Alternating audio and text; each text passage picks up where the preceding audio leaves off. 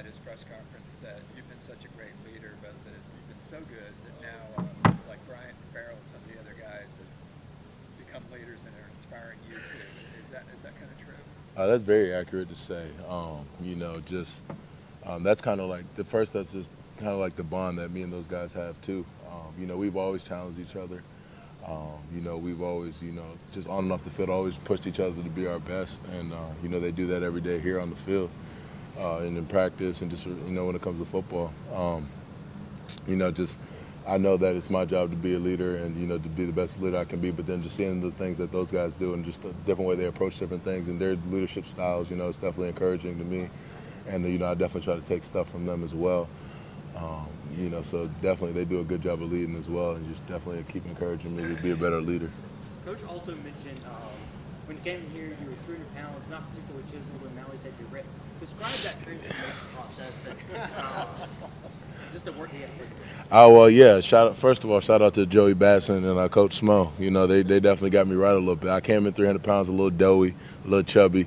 You know, not you know, and you know, and just gained weight too, and just, you know, just really like kind of just figuring it out. You know, I was just fat and happy when I first got here a little bit, just always eating, you know, so much access to food and just, I don't know, just enjoying it. The freshman 15 was a real thing for me.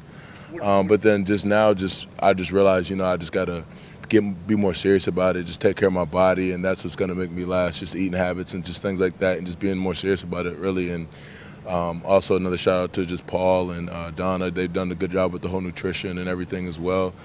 So, you know, I just know that, you know, nutrition is such a big part of being a good football player. And, you know, if I want to play this game for a while and just be at my best, you know, then the nutrition is big and just keeping your body in shape. And no, you can. Any moment that was a catalyst to it? You sat down and you're like, you know, I need to get in shape. Well, I knew it after, you know, definitely after my freshman season.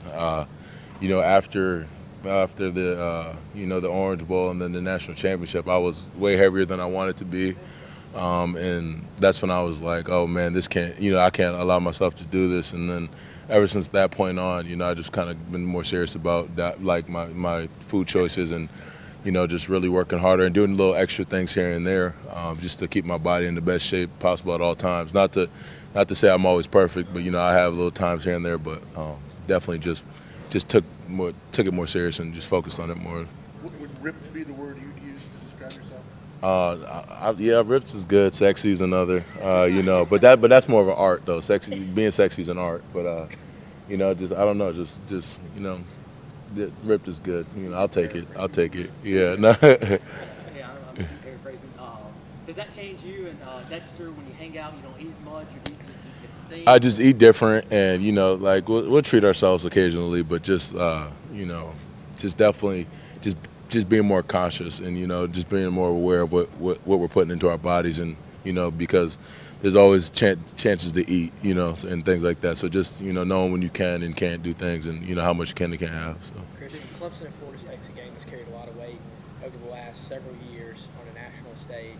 Does it make it feel any different with Florida State coming in with the number of losses that they do? Not at all, because, you know, this is always a, you know, to the outside world, you know, it's always a big game. It's always going to be hyped up because it's Florida State and Clemson. So, you know, there's always, you know, going to be a lot of talk about it, regardless of, you know, what our record is, what their record is, you know, and our mindset's always it's the biggest game of the year, regardless, and we can't take them lightly. We know they got a lot of talented players there in Florida State, and, you know, there's going to be a good challenge, you know, and they're going to bring it, of course, because they're, you know, they're playing us. So, I mean, we got to approach it like, you know, any other week, you know, like it's a big game, you know, faceless, nameless opponents, and, you know, just do our job and prepare the right way. What challenges does Cam Akers present? What have you seen from him on film? He's really like, he has a chance to be, you know, a really special talent. I feel like he's a really good player for such a young player too. And just, you know, he just does a lot of good things. Good young player, and I feel like, you know, he could wreak havoc in, you know, the ACC for the next few years. You know, because just watching him and, you know, watching games, like watching the tape and watching them, you know, in live games, you know, he's just really been kind of a bright spark for them. When you play a rival, it's always nice to take something away from them. They've gone to a bowl game 35 years in a row. It's the longest streak in the nation. What would it be like if they don't beat you guys and not going? What would it be like to take that away? I mean, well, they're trying to take something away from us too, as well. They're trying to take away, the division title away from us too. So we know we got to prepare just as hard as normal, and just do everything we can on our end to make sure that they don't take that opportunity away from us. Because that's our next goal as a team, and we set to accomplish that on Saturday. So. Christian, going back to Saturday at NC State, you're down at the half. Had to feel a little bit like deja vu on the road at Syracuse. What was the temperament in the locker room? What were some of the things that were said? The thing was, we just didn't flinch. We knew we were in that position before, and I feel like we've grown up a lot since that loss. Just a lot of new guys. Being in that position, guys who've been asked to play bigger roles this year have never really had to be the one to respond in that situation. And so going against Syracuse, it's everyone's first time experiencing that. Maybe guys might have, I don't know what it was, but we obviously weren't able to get it done. And now it's just like, okay, we're built for this. Like, we knew it was going to be a tough, hard-fought game. And just guys responded. No one flinched, and we just got after it, and we just talked amongst ourselves, and just like, okay, we're fine. We're going to get it done. Just keep doing what we do, and and then the rest will take care of itself. Oh yeah, he stepped up big, obviously late in that game too. Just made a lot of plays, and then obviously the interception to seal the deal. I'm just happy for a guy like that too, because he's a young guy who has a lot of talent, and I've talked to him on several different occasions, and just try to keep him motivated, and he's going to be a really good player, and it was just good to see that. So. The big knock on Feaster last year, not getting on the field, was maybe his blocking and things like that. How much of an improvement in practice have you seen in his blocking and his knowledge of how to pick up what you guys are doing? He's definitely done a good job with that, and just good to see that development and that growth as a player. And I know he'd probably give a lot of that credit to a lot of the older guys too, like Adam and just CJ, just helping him out with that stuff too. But it's definitely been good to see. But in practice, when he sees me coming, he tends to get out the way a little bit. He's not, he doesn't want any piece of this. But no, it's definitely just good to see that growth and that development from him. How tough is he to corral out there in practice? Is that top end speed? No, he's not. Feast is definitely, he's a heck of a player, and he will be for years to come too. Just really talented, fast, obviously, and adding that dimension to his game, just being able to block, to just makes him more of a dynamic player. So. Talk about your shirt. DLU, we hear a lot about wide receiver U and all these other things, but talk about that identity and what that shirt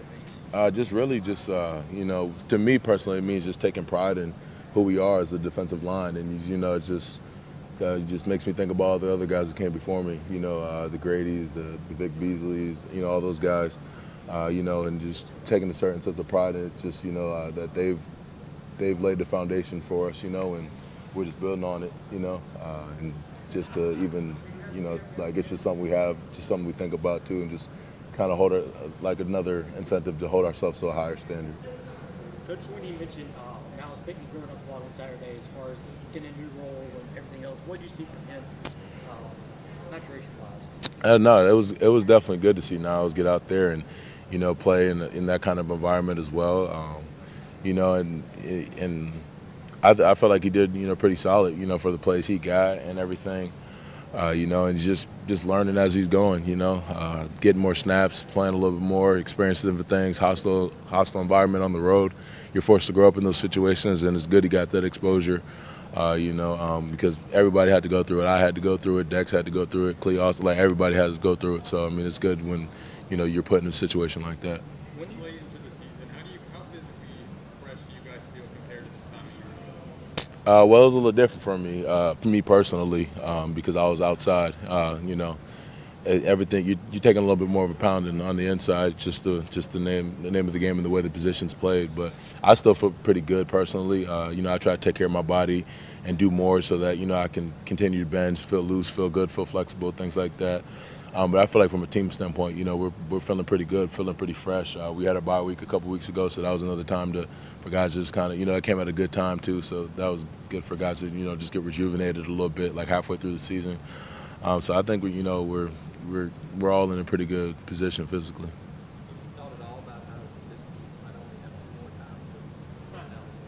Say again? I said, have you thought at all about how you might only have a couple more times to run out? I haven't thought about that at all, honestly. just, you know, something we talk about as a team, just bloom where you're planted, and that's not my mindset at all. You know, I'm just trying to make the most of, you know, every opportunity that I get here with my teammates, and, you know, just because I know last year, like, you know, that season felt like it flew by, and, you know, I love being with those guys. I love that team, and, you know what I'm saying, and, you know, and just it all just happened so fast, and like all those guys are gone, and it's like, dang, like I really miss those guys. Wish those are still around. So, like now this year, you know, I'm learning to, you know, appreciate that more, and just not even think about anything else. Just making the most, you know, of my time with my teammates and the coaches and everybody here. You know, it's not fair to, you know, for me to think to be selfish and think about my situation, and it's not fair to my teammates or myself to do that. So that's not even where my mindset is.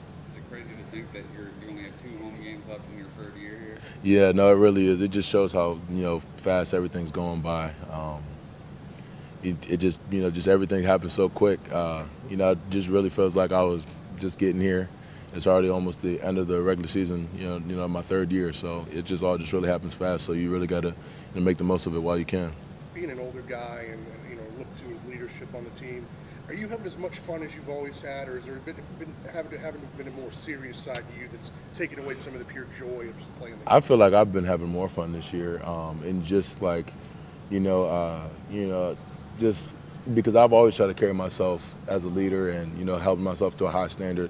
Like, yes, a lot of the leadership falls on me more now than ever, but I'm just having fun with it, just completely embracing it, and really just, you know, just and it's just good to, you know, whenever I see like the young guys, you know, see like all their hard work pay off, or just guys who've been here for a while, all their hard work pay off too. So that's always exciting for me. It brings more like, you know, joy from a different place, you know, just really happy for them and everything like that.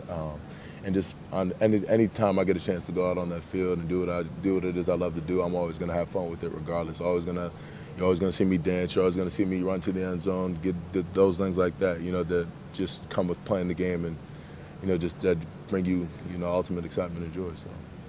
We haven't talked to you since Halloween. As spokesman for the Power Rangers, do you know if they made any surprise appearances? I actually heard, you know, I was at home, you know, watching Halloween movies and stuff all night, but I heard that they made a few appearances, a few different places and whatnot. I heard that they're out roaming the streets fighting crime. So that's just what I heard, yeah.